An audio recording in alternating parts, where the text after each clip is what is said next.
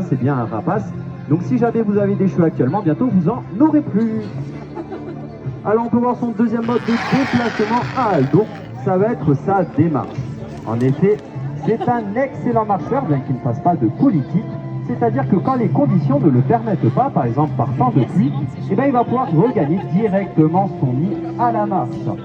Ou alors s'il veut s'élancer directement à flanc de falaise pour être directement dans les courants ascendants vers chaud. D'ailleurs, cette démarche est appelée démarche patibulaire.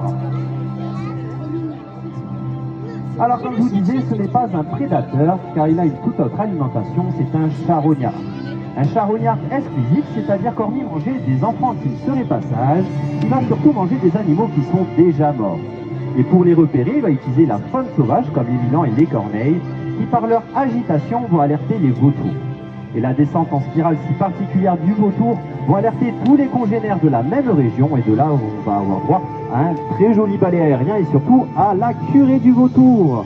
C'est-à-dire qu'ils vont se chamailler, se mettre des coups de bec, notamment au niveau de ce cou, afin de déterminer qui est dominant, qui est dominé, qui mangera avant et surtout qui mangera après.